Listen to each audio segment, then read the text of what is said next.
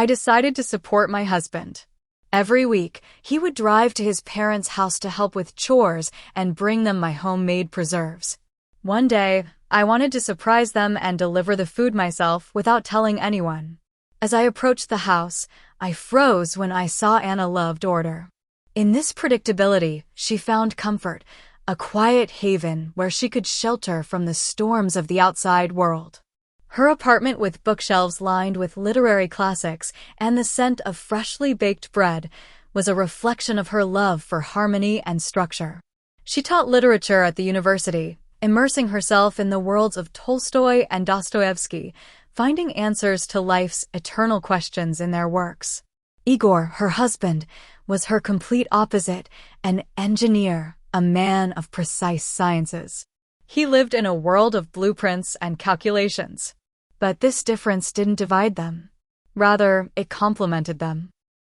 Anna valued his reliability, his ability to solve problems, and his quiet but sincere care. Igor in turn admired her audition, her refined sense of beauty, and her ability to find joy in simple things. Every Sunday, Igor would drive to his parents' village. It was an unspoken ritual, a part of their shared life.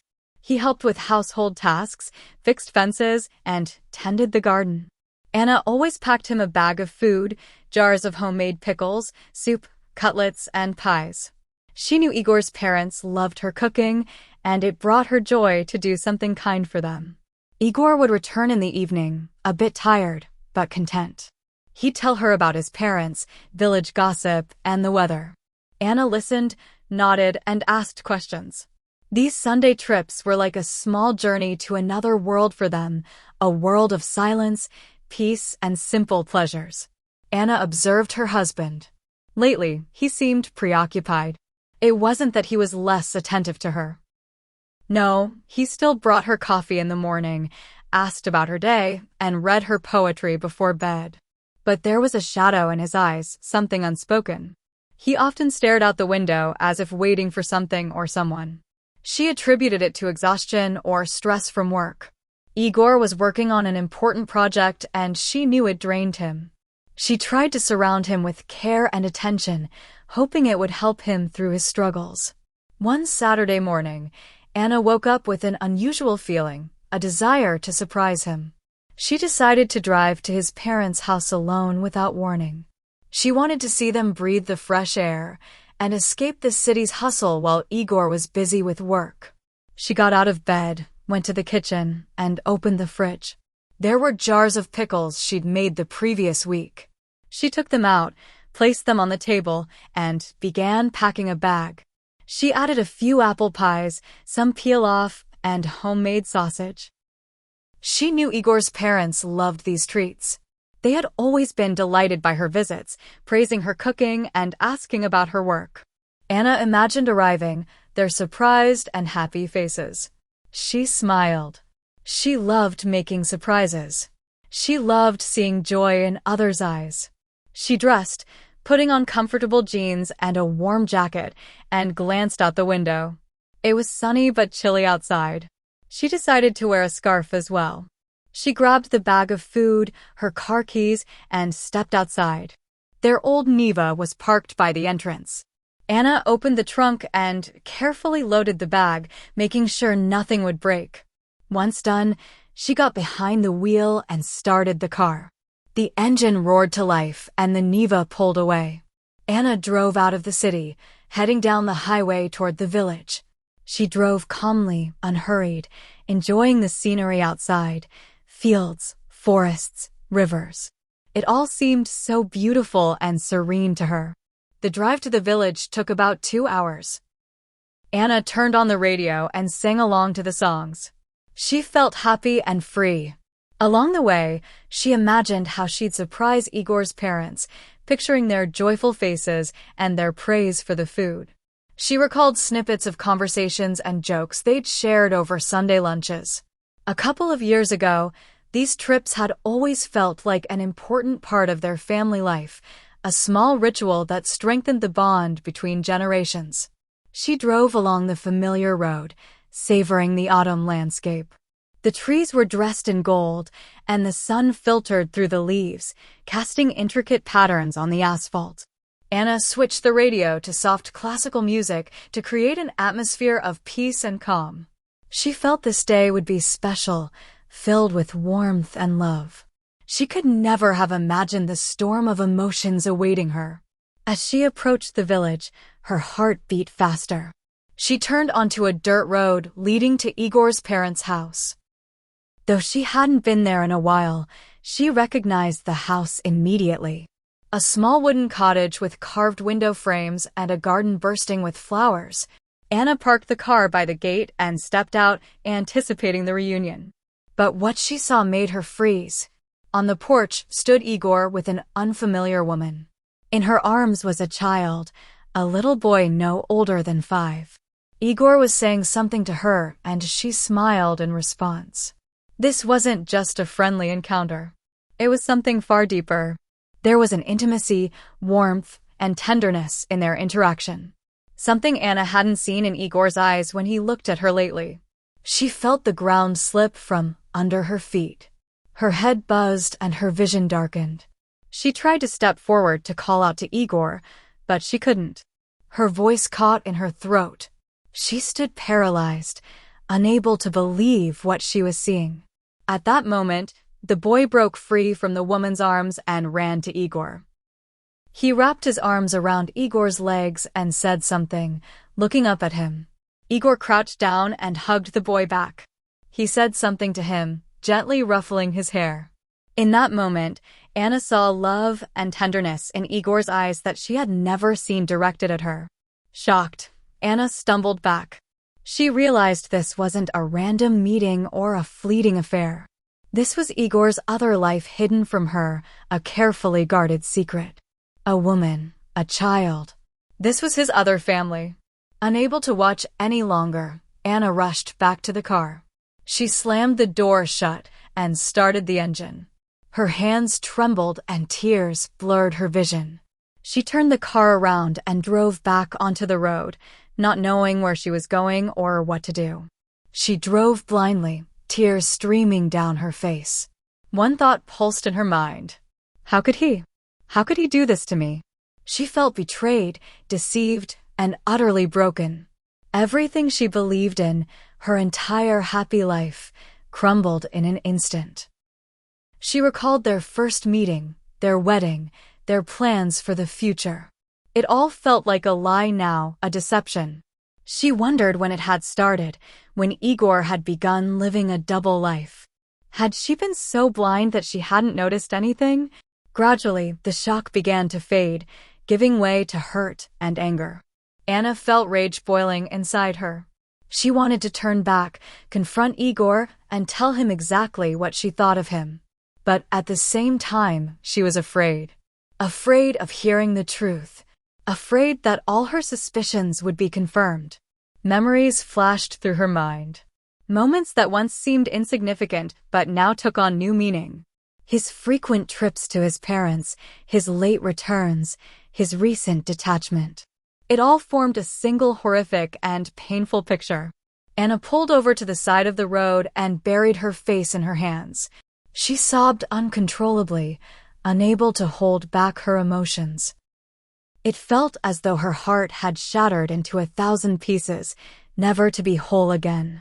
She sat there for a long time until her tears dried and her anger began to subside. A single thought emerged. What now?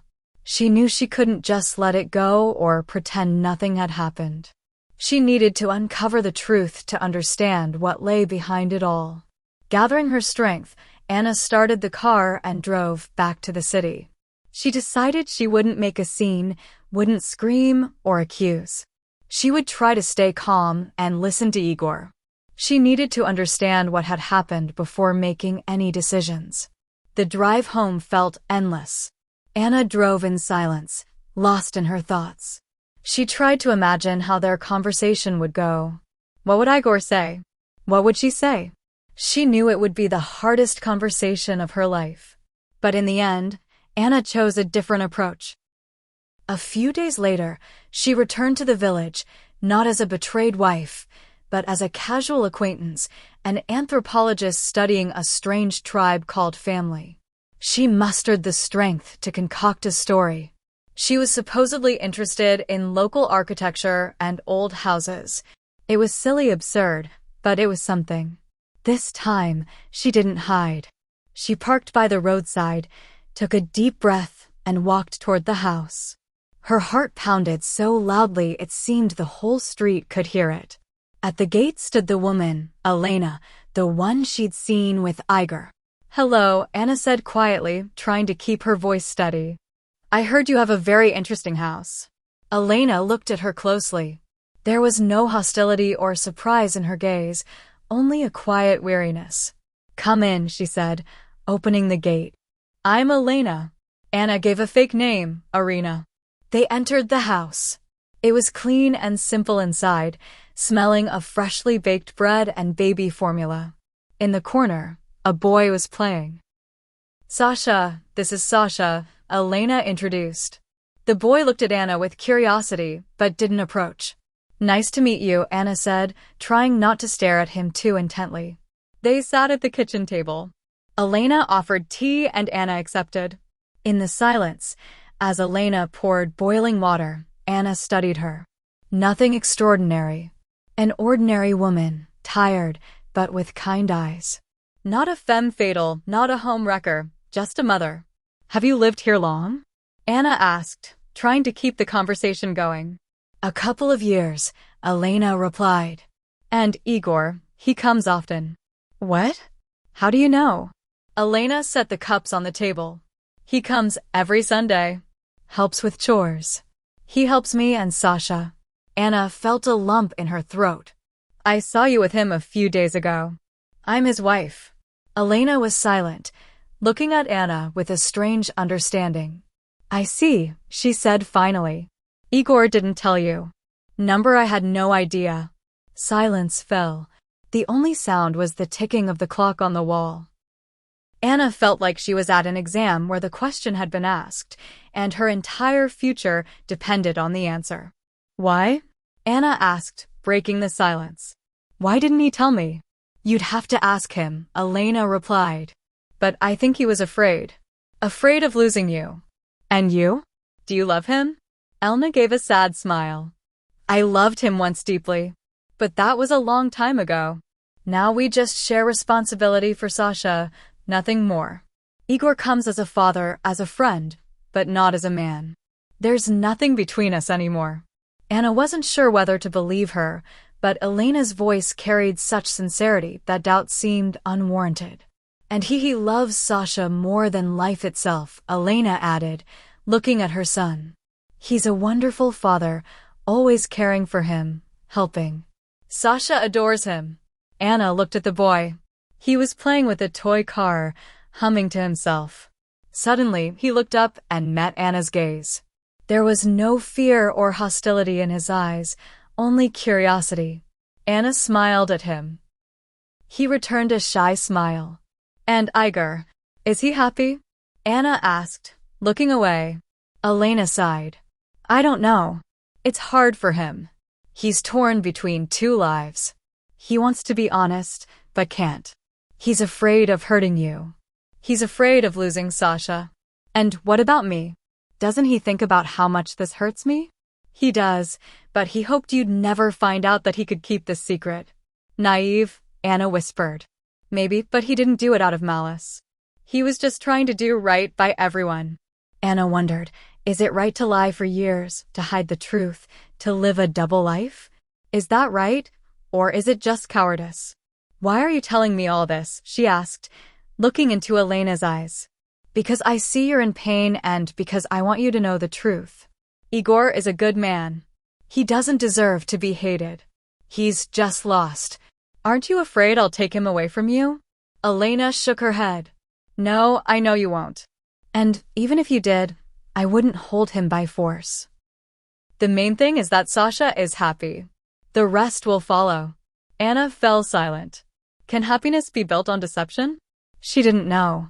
She felt two opposing emotions battling within her. Anger and understanding, hurt and forgiveness. "Thank you," she said, standing up. Thank you for the tea and the truth. You're welcome, Elena replied. If you want to talk, I'm always here. Anna left the house. Outside, the fresh air and bright sun awaited, but her heart remained dark and troubled. She got into the car and drove home. She needed time to think to figure out what to do next. At home, Igor was waiting. He sat on the couch, head bowed. When he saw Anna, he stood up. Where were you? He asked. Anna looked at him. His eyes held fear and hope. I was with Elena, she replied. Igor paused, but didn't deny anything. He spoke for a long time, haltingly as if justifying himself to himself, about Elena, about their brief romance just before meeting Anna. About Sasha's birth, about how he couldn't abandon his child, about his sense of responsibility, about how he was afraid to tell Anna, afraid of losing her. I knew I was being despicable, he said, head bowed. I lied to you. But I didn't see another way. I didn't want to hurt you, Anna. I swear I never stopped loving you. Anna was silent. She looked at him, searching for the truth in his eyes. She saw remorse, pain, but also a stubborn resolve. He had made his choice, and it wasn't just about him. The night passed in silence. They lay on their respective sides of the bed, a chasm between them. Anna couldn't sleep. Her mind swirled with thoughts, fragments of phrases, memories. She recalled their life, their love, their plans for the future. It all seemed fragile now, unreal. She didn't know what she felt.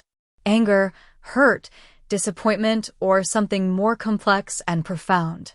In the morning, Igor left for work, leaving Anna alone. She wandered the apartment like a ghost. Everything felt foreign, unfamiliar. Even the books on her shelves, which she loved so dearly, now seemed false, hypocritical. She stood by the window and looked outside.